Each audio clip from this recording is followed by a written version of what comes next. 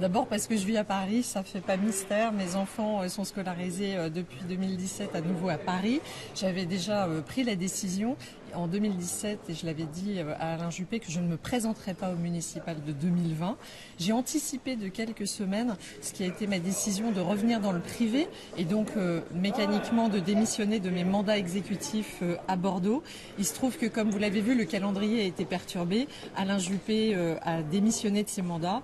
C'est Alain Juppé qui m'a fait venir à Bordeaux. Je trouvais que symboliquement, c'était bien que je quitte Bordeaux en même temps qu'Alain Juppé et donc en anticipant de quelques semaines, ce qui était une décision déjà entérinée. Qu'est-ce qui a motivé cette décision ?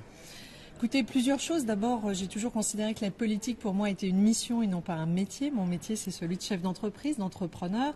Je l'ai accompli pendant 20 ans. Il était bien naturel pour moi, je l'ai toujours dit, que j'y reviendrai. Et je crois d'ailleurs qu'on servira mieux notre pays s'il y avait davantage d'allers-retours entre l'engagement politique et le privé.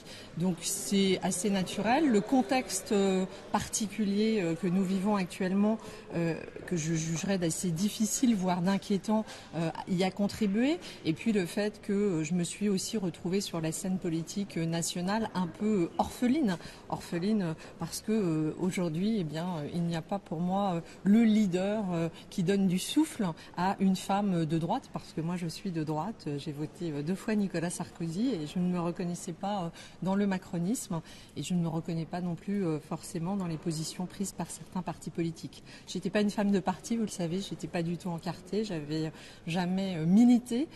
Tout ça s'est fait dans la précipitation d'un engagement politique à Bordeaux. Je suis ravie de ces 5 années.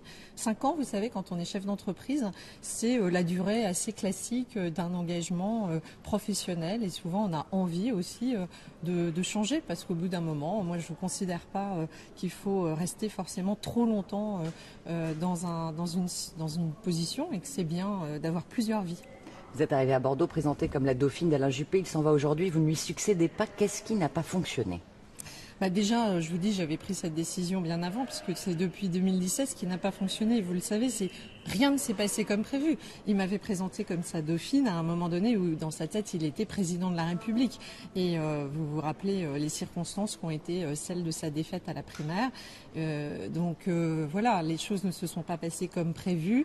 Moi, je me suis engagée pour Bordeaux, parce que c'est la ville où je suis née, où mon père est enterré. J'avais envie d'apporter une autre expérience, une autre expertise à la vie politique.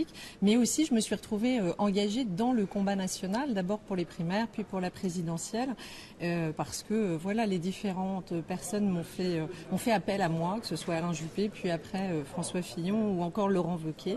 J'ai accepté à chaque fois les challenges qui m'ont été proposés pour essayer de reconstruire la droite qui était en piteux état. Ça n'a pas fonctionné, mais je crois qu'il y a eu une succession d'événements qui ont été compliqués. Et puis voilà, aujourd'hui, vous le savez, j'ai envie d'autre chose et j'espère continuer à apporter à la vie publique. D'abord avec mon mouvement, mon think tank Droite Libre.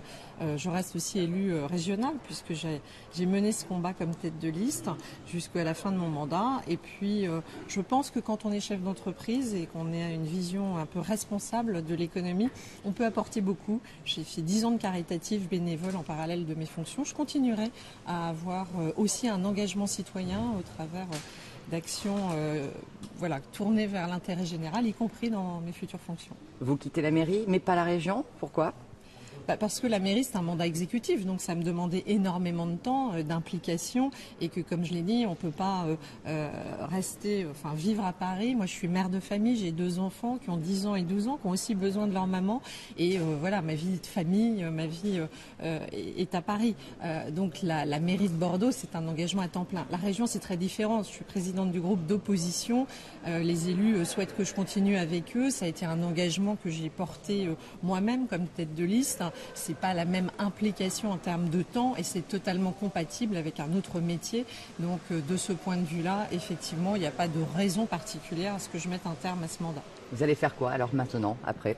Écoutez, ce sera annoncé dans les prochains jours. Comme je vous ai dit, on a anticipé un calendrier qui était prévu plutôt pour le mois de mars. Mais je vais revenir à ce qui est mon métier, c'est-à-dire entrepreneur, chef d'entreprise, dans un beau groupe français qui a des grandes perspectives de développement à l'international. C'est une mission qui me passionne. C'est une vraie aventure entrepreneuriale et je suis heureuse de pouvoir la mener. S'il y avait une chose à refaire si vous pouviez changer les choses sur ce qui s'est passé depuis 5 ans ici? Qu'est-ce que vous changeriez? Oh, pas mal de choses. À commencer d'abord peut-être par la primaire d'Alain Juppé. Il a dit hier soir qu'il aurait peut-être dû plus m'écouter. Voilà, je l'ai dit au travers d'un livre. Je pense que les événements auraient pu se passer différemment et peut-être pour le bien de la France.